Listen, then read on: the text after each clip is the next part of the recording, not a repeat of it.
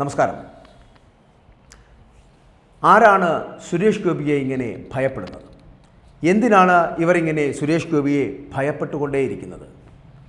വിജയിക്കില്ല എന്നുള്ള ഒരു സ്ഥാനാർത്ഥിയാണെങ്കിൽ ഇത്രയേറെ ബഹളം വയ്ക്കേണ്ട ആവശ്യമുണ്ടോ പ്രതിപക്ഷക്കാരെ?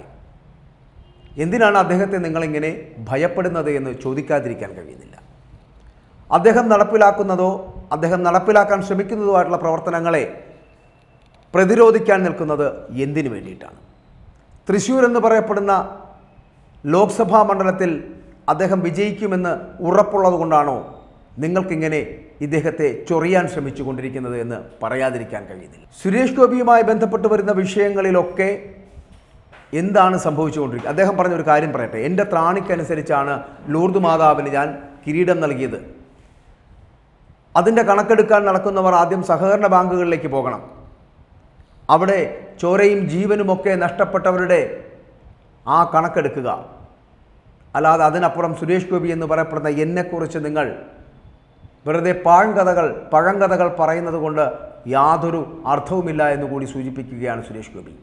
മറ്റൊന്നും പ്രതികരിക്കുന്നില്ല. കാരണം അദ്ദേഹം ലൂർദ് മാതാവിന് സമർപ്പിച്ച കിരീടവുമായി ബന്ധപ്പെടുത്തി എന്തൊക്കെ വാർത്തകളാണ് ഈ അന്തംകമ്മികൾ പറഞ്ഞു പരത്തിയത് എന്ന് ഈ കേരള സമൂഹത്തിന് അറിയാവുന്നതാണ്. അപ്പോൾ അതുകൊണ്ട് തന്നെ ഈ വാർത്തകളൊക്കെ ഇടം പിടിക്കുമ്പോൾ അതിനോട് പലപ്പോഴും പ്രതികരിക്കാതെ മൗനം പാലിച്ച് മുന്നോട്ട് പോകുന്ന ഒരു സാഹചര്യം, ആ സാഹചര്യത്തിലൂടെയാണ് സുരേഷ് ഗോപിയും കടന്നുപോയിക്കൊണ്ടിരിക്കുന്നത്. കാരണം ഇതിനൊന്നും പ്രതികരിക്കേണ്ട ആവശ്യമില്ല. അതിനോട് എത്രത്തോളം നീതി പുലർത്തിയിട്ടുണ്ട് എന്ന് അത് നിർമ്മിക്കപ്പെട്ട ആൾ തന്നെ മാധ്യമപ്രവർത്തകർക്ക് മുൻപിൽ വന്ന് സത്യം പറയുകയാണ്.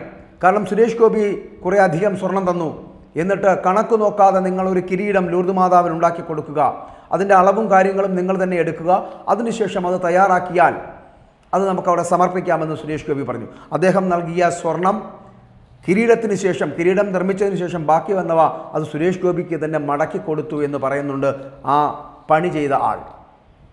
എന്നിട്ട് അദ്ദേഹം പറയുന്നു അതിന് കണക്ക് നോക്കാൻ പാടില്ല എന്നും എത്രയാണോ ആകുന്നത് അതങ്ങ് ചെയ്യുക എന്നും പറഞ്ഞ സുരേഷ് ഗോപിയുടെ മഹാമനസ്കതയെക്കുറിച്ചും പറയുന്നുണ്ട്. ഇതിനെയൊക്കെ മുൻപിൽ വയ്ക്കുമ്പോൾ കൊടുത്തത് സ്വർണത്തിലുള്ള കിരീടമല്ല എന്നും ചെമ്പിൽ തീർത്ത കിരീടം നൽകി പറ്റിക്കുകയായിരുന്നുവെന്നൊക്കെ പറഞ്ഞു പരത്താൻ ഈ അന്തംകമ്മികൾക്കല്ലാതെ മറ്റാർക്കും കഴിയില്ല കേട്ടോ. ഇത്രയും വൃത്തികെട്ടവന്മാർ നുണ പറഞ്ഞ് ഇങ്ങനെ എന്തിനാണ് ഇളിഭ്യരാകുന്നത് എന്ന് കൂടി ചോദിക്കട്ടെ. നിങ്ങൾ ഭയപ്പെടുന്നുണ്ട്. ഈ കേരളത്തിലെ 20 സീറ്റുകളിലും ഈ CPM-കാർ ഭയപ്പെടുന്നുണ്ട്.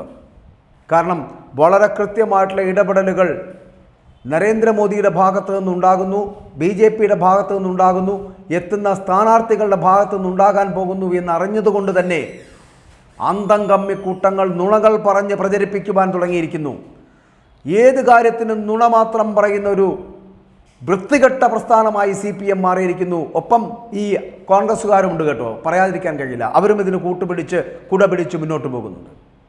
എന്തിനാണ് ഇങ്ങനെ ഭയപ്പെടുന്നത് സുരേഷ് ഗോപിയെ? തൃശ്ശൂരിൽ TN പ്രതാപന് വീണ്ടും സീറ്റ് ലഭിച്ചുവെങ്കിലും മത്സരിച്ച് വിജയിക്കാൻ കഴിയില്ല എന്നറിയുന്ന സ്ഥലത്താണ് അന്തംകമ്മി കൂട്ടങ്ങളുടെ ഈ നുണയോടൊപ്പം ചേർന്ന് നിൽക്കാൻ കോൺഗ്രസ്സുകാരും തയ്യാറാകുന്നത്.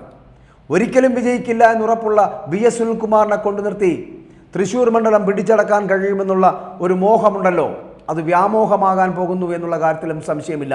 ഇതൊക്കെ കൂട്ടിക്കുഴയ്ക്കുമ്പോൾ ഈ 20 സീറ്റുകളിലും വിജയിക്കാൻ കഴിയാത്തൊരു സാഹചര്യം ഈ അന്തംകമ്മിക്കൂട്ടങ്ങൾക്കുണ്ടാകുമെന്നുള്ള ഉറച്ച ആത്മവിശ്വാസം അവർക്ക് വന്നതുകൊണ്ടാണ് ആരെയും ഏത് സ്ഥാനാർത്ഥിയെയും താറടിച്ചു കാണിക്കുവാനുള്ള സ്ഥിരം നമ്പറുകൾ, സ്ഥിരം നുണകൾ, സ്ഥിരം പല്ലവികൾ ആവർത്തിച്ചുകൊണ്ട് ഈ അന്തംകമ്മിക്കൂട്ടങ്ങൾ മുന്നോട്ട് വരുന്നത്.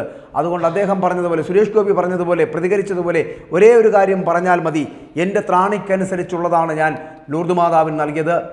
അത് ലൂർദ് മാതാവിന് ഇഷ്ടപ്പെട്ട് കാണും, അത് ലൂർദ് മാതാവിന് മനസ്സോടുകൂടി നൽകിയതാണ് എന്നും സുരേഷ് ഗോപി പറഞ്ഞു വെക്കുന്നുണ്ട്. അതുകൊണ്ട് അന്തംകമ്മിക്കൂട്ടങ്ങളെ, നിങ്ങൾ ജാതീയമായിട്ടുള്ള വേർതിരിവുണ്ടാക്കി അതിൽ നിന്ന് വോട്ട് നേടാൻ ശ്രമിക്കുന്ന ഒരുതരം കുതന്ത്രമുണ്ടല്ലോ, അതിവിടെ നടക്കില്ല.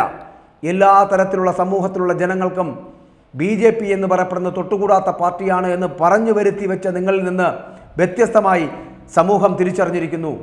അവർക്കും അടുക്കാൻ പറ്റുന്ന, ഏത് ജാതിക്കാരനും ഏത് മതക്കാരനും അടുക്കാൻ പറ്റുന്ന ഒരു പ്രസ്ഥാനം തന്നെയാണ് BJP എന്ന് ഉള്ള തിരിച്ചറിവ് എല്ലാ ജനങ്ങൾക്കും ഉണ്ടായിരിക്കുന്നു.